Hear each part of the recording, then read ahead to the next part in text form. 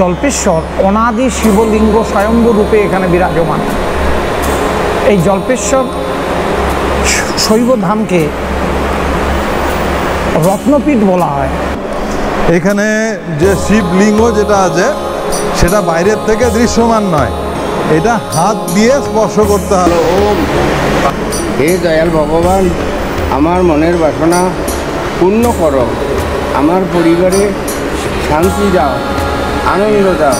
এইখানে সর্বধর্ম সমন্বয়ের যে বাণী, সেটা যে অমোঘ বাণী, সেটা এখানে প্রচারিত হয়েছে এই কুচবিহার থেকে, এবং যার জন্য কুচবিহার সাংস্কৃতিক এবং এই যে ধর্ম নিরপেক্ষতার একটা বড় পীঠস্থান হচ্ছে এটা।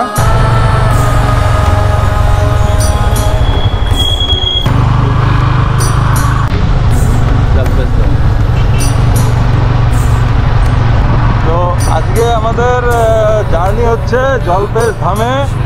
আমি আর বিক্রম, ভাই বিক্রম চলছি বাইকে, এই যে দেখা যাচ্ছে। তো এটা আমরা যেটার থেকে এলাম এটা হচ্ছে ঠিক জল্পেশ মোড় যেটা বলে আমাদের হাইওয়ে 16 নম্বর রাজ্য সড়ক, যেটা ময়নাগুড়ির থেকে কুচবিহারের দিকে গেছে। এইখানে ময়নাগুড়ির থেকে 6 কিলোমিটার দূর এবং জলপাইগুড়ির থেকে মোটামুটি 30 কিলোমিটারের মতো দূর। এই হচ্ছে জল্পেশ ধাম। জল্পেশ ধাম যেটা, সেটা আগে কুচবিহারের অন্তর্ভুক্ত ছিল, যেটা বর্তমানে জলপাইগুড়ি জেলার অন্তর্ভুক্ত। এবং এটা হচ্ছে শ্রাবণ মাস। শ্রাবণ মাস বলা হয় দেবাদিদেব মহাদেবের জন্ম মাস। এই সময় ধর্মপ্রাণ হিন্দুরা দেবাদিদেব মহাদেবের মাথায় জল চড়ান। সেই উদ্দেশ্যে বিভিন্ন যে ধাম আছে, জল্পেশ্বর ধাম, বৈদ্যনাথ ধাম, সেগুলোতে সমবেত হয়ে বিশেষ করে রবিবার এবং সোমবার দিন এই প্রচলন। এখানে লোকে আসেন এবং সেই বাবার মাথায় জল চড়ানোর জন্য। তো দেবাদিদেব মহাদেবকে বলা হয় আশুতোষ। আশুতোষ নামে বলা হয়, অর্থাৎ উনি অল্পেতেই সন্তুষ্ট, যার জন্য উনার মাথায় জল চাপালেই নাকি উনি ভক্তদের আশীর্বাদ করে থাকেন। তো এই রকম বিশ্বাস নিয়েই আসেন মানুষ। এইখানে একটা গ্রাম, এই গ্রামের মধ্যে এই মন্দির, এবং দেখাই যাচ্ছে যে এই মন্দিরের যে বৈভব, এটা প্রায় 350 বৎসরেরও বেশি পুরনো এই মন্দির। যেটা মন্দিরের মূল প্রবেশদ্বার বা ফটক, যেটা দেখা যাচ্ছে হাতি শোভিত, উপরে মহাদেবের মূর্তি, এবং এর ভেতরে ঢুকলেই এই মন্দিরের যে লিঙ্গ, শিবলিঙ্গ, তার দর্শন পাওয়া যাবে। তো সেই উদ্দেশ্যেই যাচ্ছি। তার সঙ্গে এই যে মন্দির, তার ইতিহাস জানার বা বলার চেষ্টা করব। সঙ্গে থাকুন, দেখতে থাকুন। এরপরে যেটা যাব এখান থেকে, সেটা হচ্ছে জটিলেশ্বর মন্দির। জল্পেশ্বর ধাম বলা হয়। এছাড়াও বাবার আরও অনেক স্থান আছে, তার মধ্যে একটা বিখ্যাত হচ্ছে বৈদ্যনাথ ধাম, যেটা হচ্ছে দেওঘর বিহারে। তো এটা যেটা বলছিলাম, এই মন্দিরটা হচ্ছে প্রচুর পুরনো, অনেক দিনের পুরনো, প্রায় 350 থেকে 400 বৎসরের পুরনো এই মন্দির।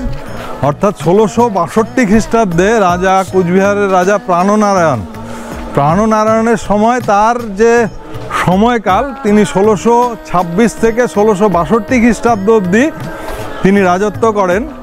এবং তার রাজত্বকালে তিনি একাধিক মন্দির নির্মাণ করেন। তারা ছিলেন হচ্ছে, কুচবিহার রাজা হচ্ছে শৈব ধর্মে বিশ্বাসী, অর্থাৎ হিন্দুদের মধ্যে যেটা আছে বৈষ্ণব ধর্ম এবং শৈব ধর্ম, বৈষ্ণব মত এবং শৈব মত। তা উনারা যেটা নিজেদের শৈব মতাবলম্বী বলে উনারা বিশ্বাস করতেন, এবং সেই বংশেরই উনারা বংশোদ্ভূত বলে মনে করতেন। সেই হিসেবে কুচবিহার জেলায় আমরা পাবো অনেকগুলো শিব মন্দিরের অস্তিত্ব। তার মধ্যে একটা আছে বানেশ্বর শিব।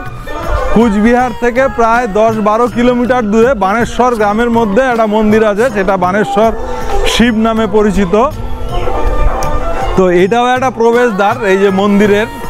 কথাগুলো একটু হয়তো অসংলগ্ন হতে পারে, কিন্তু মূল গল্পটা আমি বলতে থাকবো এই মন্দির দেখাতে দেখাতেই, এটা খেয়াল রাখবেন। এই যে আরেকটা প্রবেশদ্বার, ঠিক একই রকম। এখানে দেখা যাচ্ছে শিব পার্বতী এবং শিবের বাহন নন্দী, এবং তার সাথে সিংহ এবং কিরাত, দুজন দুদিক থেকে। তো যাই হোক, আর এইটা হচ্ছে পুকুর বা পুষ্করণী, যেখানে ভক্তপ্রাণ যারা আসেন ভক্তরা এখানেই ঠিক স্নান করেন, স্নান করে জল নিয়ে সেটা দেবাদিদেব মহাদেব বা লিঙ্গের মাথায় ঢালার যে প্রচলন 1626 থেকে 1662 খ্রিস্টাব্দ অবধি রাজা প্রাণনারায়ণ কুচবিহারের যে কুচবিহার ডায়নেস্টি যেটা, সেখানে উনি ক্ষমতায় ছিলেন এবং সেই সময় তিনি একাধিক মন্দির নির্মাণ করেন এবং তাদের সংস্কার করেন। তার মধ্যে একটা আছে বানেশ্বর শিব, এছাড়া আছে কামতেশ্বরী দেবীর মন্দির, সেটাও তিনি সংস্কার করেন এবং সর্বশেষ এই যে জল্পেশ মন্দির এইটা সংস্কারের কাজ শুরু করেন। তো 1662 খ্রিস্টাব্দ নাগাদ যেটা বলছিলাম যে বানেশ্বর শিব এবং তারপরে কামতেশ্বর মন্দির পুনর্নির্মাণ করার পরে রাজা প্রাণনারায়ণ কোচবিহারের রাজ তো এই মন্দির নির্মাণের পরিকল্পনা নেন এবং দিল্লির থেকে বাস্তুকলা বিশেষজ্ঞ অর্থাৎ ইঞ্জিনিয়ারকে নিয়ে আসেন, কিন্তু তার সময়কালে শেষ হওয়ার আগে এই মন্দির নির্মাণ কমপ্লিট হয়নি। তার যে পুত্র মদন নারায়ণ তিনি এই মন্দির নির্মাণ সম্পূর্ণ করেন এবং যে মন্দিরটা দেখা যাচ্ছে যেটা হচ্ছে গর্ভগৃহে, অর্থাৎ এই মন্দিরগুলো যেটা বানেশ্বর শিব যেটা দেখা যায় বানেশ্বরে, সেটাও যে গ্রাউন্ড লেভেল আছে গ্রাউন্ড লেভেল থেকে অনেকটা নিচে অবস্থান করে। এখানেও তাই একই নিয়ম, এখানে যে শিবলিঙ্গ যেটা আছে সেটা বাইরের থেকে দৃশ্যমান নয়, এটা হাত দিয়ে স্পর্শ করতে হবে, হাত দিয়ে অনুভব করতে হবে এবং যারা ধার্মিক ধর্মপ্রাণ যারা জল দিতে আসেন তারা এটার উপরেই দেন এবং হাত দিয়ে কেউ কেউ এটা স্পর্শ করে থাকেন। আচ্ছা, নমস্কার।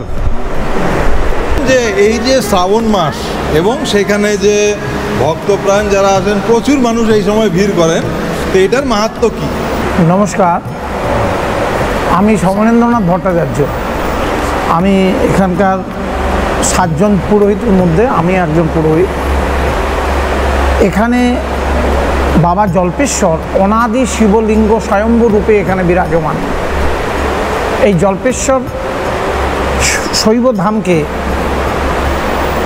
রত্নপীঠ বলা হয়, অর্থাৎ এখানে বাবা এবং মা যুগল অবস্থায় আছেন।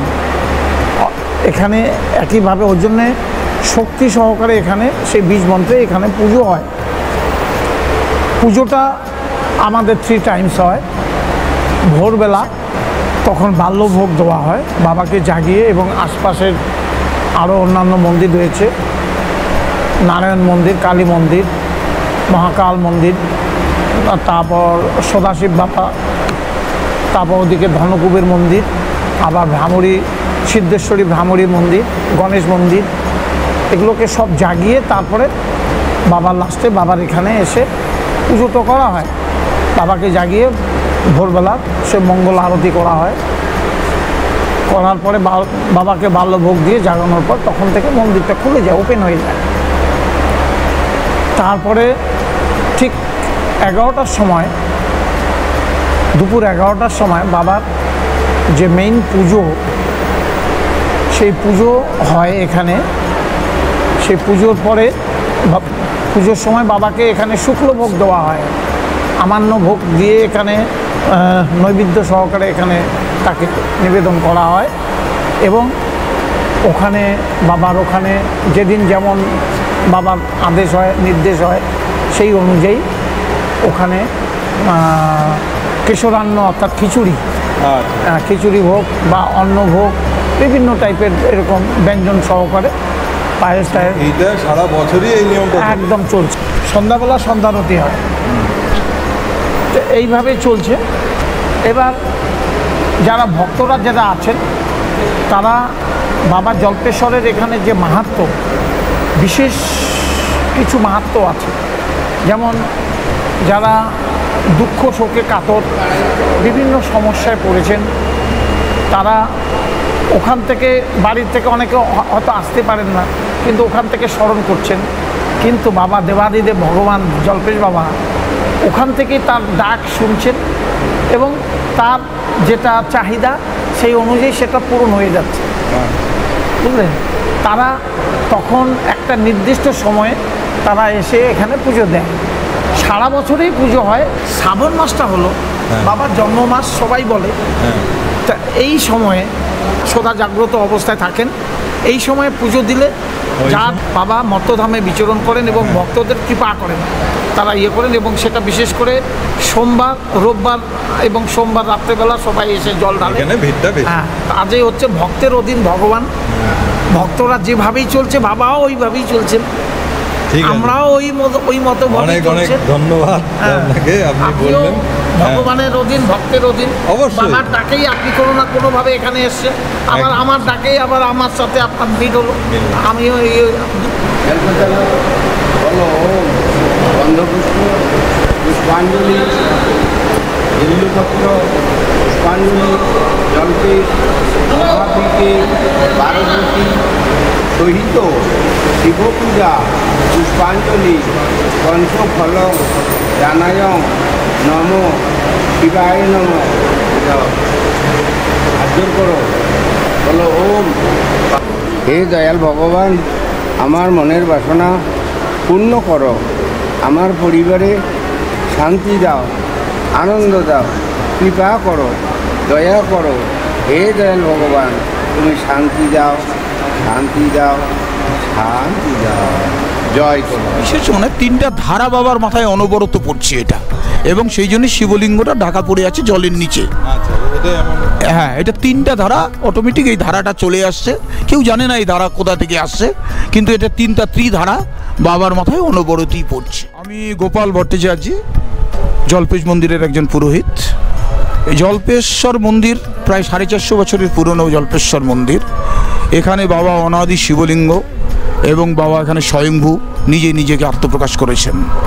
আজ থেকে 450 বছরের পুরনো জল্পেশ্বর মন্দির কুচবিহার মহারাজা এই মন্দির প্রতিষ্ঠা করেছিলেন। পাদনারায়ণ, পরবর্তীতে প্রাণনারায়ণ, মদনারায়ণ, জল্প রাজা এই মন্দিরটা কমপ্লিট করেছিলেন। জল্প থেকেই অ্যাকচুয়ালি জল্পেশ্বর মন্দিরটা এসছে। এবং এখানে সবচেয়ে বিশেষজ্ঞ হচ্ছে মা এবং বাবা এখানে যুগলবন্দি আছেন। আমাদের গৌরীপীঠ যে আছে সেখানে মায়ের পীঠ, সঙ্গে আমাদের লিঙ্গ আছে বাবা জল্পেশ্বর, অনাদি শিবলিঙ্গ জল্পেশ্বর, স্বয়ংভূর, এবং শিব এখানে খুবই জাগ্রত। যারা মানস করেন তাদের মানসকামনা প্রত্যেকেরই পূর্ণ হন। এবং জল্পেশ্বরের ইতিহাস আমাদের এখানে কথিত আছে যে এখানে অনেকেই এসেছিলেন, এখানে বড় দীক্ষা কী করেছিলেন, সাধনা করেছিলেন এবং অনেকে সিদ্ধি লাভ করেছিলেন। এইটা জল্পেশ হচ্ছে একটা মহাপীঠ। এই মহাপীঠের বিরাট রহস্য, এবং জল্পেশ্বর মানস যারা করেন তারা প্রত্যেকেই মানসকামনা এখানে পূর্ণ হয়। আমাদের জল্পেশে 3টি মেলা হয়। শিবরাত্রি, শিব চতুর্দশীতে শিবরাত্রি মেলা হয়। শ্রাবণী উৎসব 1 মাস ধরে হয়। গুরু পূর্ণিমায় আমাদের মেলা শুরু হয়েছে, রাখি পূর্ণিমায় শেষ হবে। এবং আমাদের বৈশাখী মেলায় বৈশাখী মেলা হয়। এই 3টে উৎসব আমাদের মন্দিরে হয়ে থাকে। তো কোচবিহার রাজ শৈব বংশোদ্ভূত হলেও কোচবিহারের রাজা এনারা সর্বধর্ম সমন্বয় যেটা বলা হয়, তো সর্বধর্ম সমন্বয়ের চেষ্টা করে গেছেন। রাজা নৃপেন্দ্রনারায়ণের আমলে দেখা যায় এখানে সর্বধর্মের সমস্ত রকম ধর্মের এখানে মন্দির প্রতিষ্ঠিত। এবং এই এত অঞ্চলের মধ্যে আসাম থেকে শুরু করে এই বাংলার এদিকে সবচেয়ে বড় যেটা বৈষ্ণব উৎসব অর্থাৎ রাসোৎসব হয়ে থাকে অঘ্রাণ মাসে কোচবিহারে। তো এটা একটা বিশেষ ঐতিহাসিক ব্যাপার। এবং সবচেয়ে আরও আশ্চর্যের বিষয় যে সেই রাসোৎসবের যে রাসচক্র তৈরি হয়, সেই রাসচক্রটা তৈরি করেন একজন মুসলিম ভদ্রলোক, যিনি হচ্ছেন মহরমের তাজের যে আদল, সেই আদলে সেটা তৈরি করে থাকেন। এছাড়াও কুচবিহারে যেমন একাধিক শিব মন্দির আছে, একাধিক মদনমোহন মন্দির বা মদনমোহনের বিগ্রহ প্রতিষ্ঠাও দেখা যায়। এছাড়া ভারতবর্ষের খুব কম জায়গায় যেটা আছে ব্রহ্ম মন্দির, সেই ব্রহ্ম মন্দির অবধি প্রতিষ্ঠিত হয়েছে মহারাজা নৃপেন্দ্রনারায়ণের সময়। এবং সেই জন্যই যেটা বলছিলাম, এইখানে সর্বধর্ম সমন্বয়ের যে বাণী, সেটা যে অমোঘ বাণী, সেটা এখানে প্রচারিত হয়েছে এই কুচবিহার থেকে। এবং যার জন্য কুচবিহার সাংস্কৃতিক এবং এই যে ধর্ম নিরপেক্ষতার একটা বড় পীঠস্থান হচ্ছে এটা। আর তার মধ্যে আজকে যেখান থেকে বলছি এটা হচ্ছে জল্পেশ্বর শিবের ধাম, যেটার কাহিনী বা মাহাত্ম্য সেগুলো বললাম। তো যাই হোক, তো দেখতে থাকুন, সঙ্গে থাকুন। এবার আমরা যেখানে যাব সেটা হচ্ছে জটিলেশ্বর, তাই তো? জটিলেশ্বর যাব, সেটা আলাদা আরেকটা মন্দির পাশের গ্রামেই, দেখব সেখানে গিয়ে কি হয়।